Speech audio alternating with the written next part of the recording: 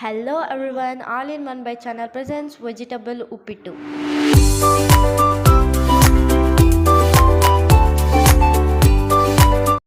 Vegetable ಉಪ್ಪಿಟ್ಟು ಮಾಡೋದಕ್ಕೆ ನಮಗೆ ಬೇಕಾದ ಪದಾರ್ಥಗಳು 1/4 kg ಆಗುವಷ್ಟು ರವೆ ತಗೊಳ್ಳಿ, ಮತ್ತು ಮಿಕ್ಸ್ ವೆಜಿಟೇಬಲ್ಸ್, ಹಸಿ ತೊಗರಿಕಾಳು, ಉಳ್ಳಿಕಾಯಿ, ಕ್ಯಾರೆಟ್, ಆಲೂಗೆಡ್ಡೆ ಮತ್ತು ಗೆಡ್ಡೆಕೋಸು ತಗೊಳ್ಳಿ. ಮತ್ತು ಒಗ್ಗರಣೆಗೆ ಎಷ್ಟು ಬೇಕೋ ಒಗ್ಗರಣೆಗೆ 4 ಟೇಬಲ್ ಸ್ಪೂನ್ ಆಗುವಷ್ಟು ಎಣ್ಣೆ ತಗೊಳ್ಳಿ. ಮತ್ತು ಉದ್ದಿನಬೇಳೆ 1 ಟೇಬಲ್ ಸ್ಪೂನ್, ಕಡಲೆಬೇಳೆ 1 ಟೇಬಲ್ ಸ್ಪೂನ್, ಸಾಸಿವೆ 1 ಟೀ ಸ್ಪೂನ್ ತಗೊಳ್ಳಿ. ಮತ್ತು 4 ಮೀಡಿಯಮ್ ಸೈಜ್ ಈರುಳ್ಳಿನ ನೀಟಾಗಿ ಸ್ಲೈಸ್ ಮಾಡಿ ಈ ಥರ ಕಟ್ ಮಾಡಿ ಇಟ್ಕೊಳ್ಳಿ. ಮತ್ತು 6 ಮೆಣಸಿನ್ಕಾಯಿ ಸ್ಲೈಸ್ ಮಾಡಿ ಇಟ್ಕೋಬೇಕು. ಮತ್ತು ಟೊಮೆಟೊ 2 ಟೊಮೆಟೊ, ಮತ್ತು ಕೊತ್ತಂಬರಿ ಸೊಪ್ಪು 1 ಬೌಲ್ ಆಗೋಷ್ಟು ಕೊತ್ತಂಬರಿ ಸೊಪ್ಪು ತಗೊಳ್ಳಿ.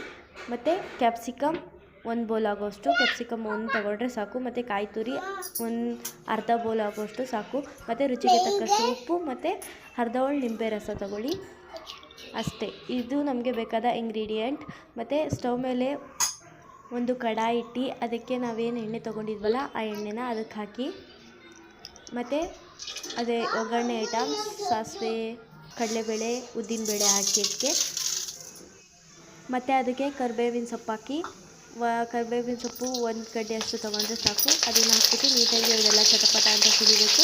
ಅಲ್ಲಿವರೆಗೂ ಫ್ರೈ ಮಾಡ್ಕೊಳ್ಳಿ. ಆ ಬೇಳೆಗಳೆಲ್ಲ ಗೋಲ್ಡನ್ ಕಲರ್ ಆಗಬೇಕು ಅಲ್ಲಿವರೆಗೂ ಫ್ರೈ ಮಾಡ್ಕೊಳ್ಳಿ.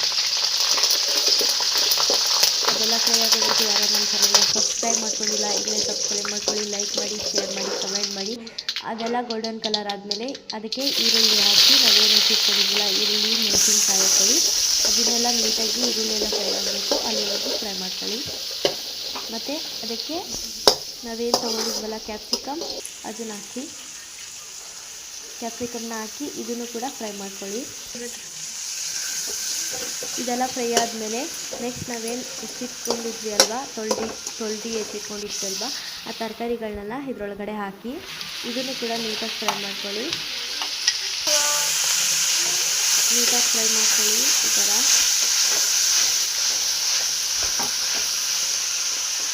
ಈ ಕಡೆ ಫ್ರೈ ಆಗ್ತಿರಲಿ. ಅಲ್ಲಿವರೆಗೂ ಇನ್ನೊಂದು ಕಡೆ ಸ್ಟವ್ನಲ್ಲಿ ನೀರು ಕಾಯಕ್ಕಿಡಿ. ಅಂದರೆ ಉಪ್ಪಿಟ್ಟಿಗೆ ಹಾಕೋಕ್ಕೆ ನೀರು ಕಾಯಿಸ್ಕೊಂಡ್ರೆ ಆಮೇಲೆ ಈಸಿ ಆಗುತ್ತೆ ಅಂತ ನೀರು ಕಾಯಕ್ಕಿಟ್ಕೊಂಡಿರಿ. ನೋಡಿ, ಅಂದರೆ ನಾವು ರವೆ ಎಷ್ಟು ತೊಗೊಂಡಿರ್ತೀವೋ ಅದ್ರ 3ರಷ್ಟು ನೀರು ತೊಗೊಂಡು ಕಾಯಿಸ್ಕೋಬೇಕು.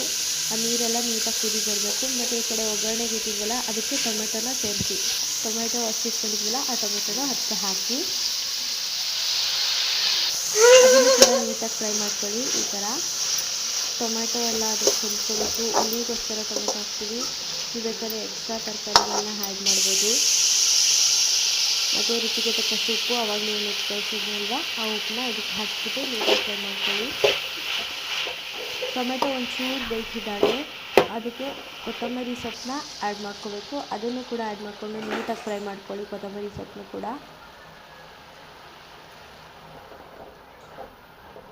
ನೀಟಾಗಿ ಈ ಥರ ಫ್ರೈ ಆಗಬೇಕು. ಅದು ಅಲ್ಲಿವರೆಗೂ ಫ್ರೈ ಮಾಡ್ಕೊಳ್ಳಿ.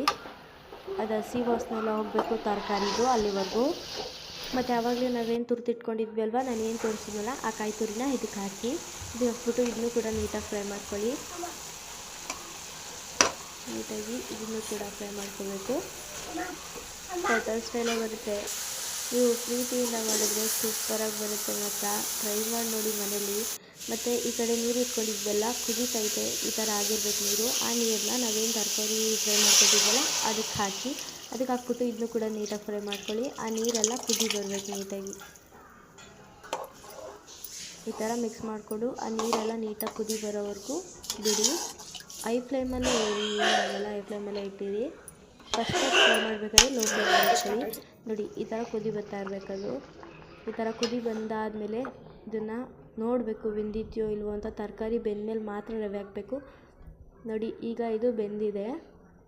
ಈ ಥರ ಏನಾದರೂ ಚೆಕ್ ಮಾಡಿ ತರಕಾರಿನೋ ಅಥವಾ ಏನಾದರೂ ಹಾಕಿ ಮತ್ತು ರವೆ ಹಾಕ್ಕೊಂಡು ನೀಟಾಗಿ ಕೈ ಆಡಿಸ್ತಾ ಇರಬೇಕು, ಇಲ್ಲ ಗಂಟಾಗೋ ಚಾನ್ಸಸ್ ಇರುತ್ತೆ. ನೋಡಿ, ಈ ಥರ ಕೈ ಆಡಿಸ್ತಾ ಇರಬೇಕು. ಒಂದು ಕೈಯಲ್ಲಿ ರವೆ ಹಾಕ್ತೀರಿ, ಇನ್ನೊಂದು ಕೈಯಲ್ಲಿ ಈ ಥರ ತಿರುಗ್ಕೋತಾ ಇರಿ, ಅಥವಾ ಗಂಟಾಗೋ ಚಾನ್ಸಸ್ ಇರುತ್ತೆ. ಅದಕ್ಕೋಸ್ಕರ ನೀಟಾಗಿ ತಿರುಗ್ಕೋಬೇಕು. ಒಂಚೂರು ಗಂಟಾಗಕ್ಕೆ ಬಿಟ್ಬಿಡಿ, ಆವಾಗಲೇ ನಮ್ಮ ಉಪ್ಪಿಟ್ಟು ಸಾಫ್ಟಾಗಿ ಬರೋದು. ನೋಡಿ, ಈ ಥರ ಎಲ್ಲ ನೀಟಾಗಿ ಮಿಕ್ಸ್ ಮಾಡ್ಕೊಳ್ಳಿ. ನೀವು ಬೇಕಾದ್ರೆ ತುಪ್ಪ ಆ್ಯಡ್ ಮಾಡ್ಕೋಬೋದು, ತುಪ್ಪ ತಿನ್ನೋರಾದರೆ.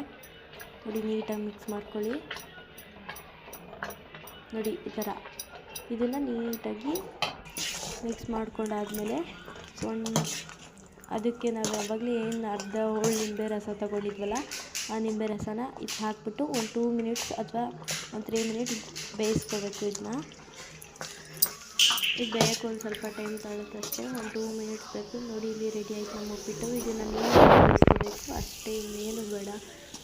ಸಾಫ್ಟಾಗಿ ಸಖತ್ತಾಗಿ ಬರುತ್ತೆ. ನೋಡಿ ಇಲ್ಲಿ ರೆಡಿ ಆಯಿತು ನಮ್ಮ ಉಪ್ಪಿಟ್ಟು. ಇದನ್ನು ಒಂದು ಪ್ಲೇಟ್ಗೋ ಅಥವಾ ಒಂದು ಬೌಲ್ಗೆ ಸರ್ವ್ ಮಾಡ್ಕೊಂಡ್ಬಿಟ್ರೆ ಸಖತ್ತಾಗಿರುತ್ತೆ. ಮಕ್ಕಳು ಟಿಫನ್ ಬಾಕ್ಸ್ಗೆ ಆಗಲಿ ಸಖತ್ತಾಗಿರುತ್ತೆ.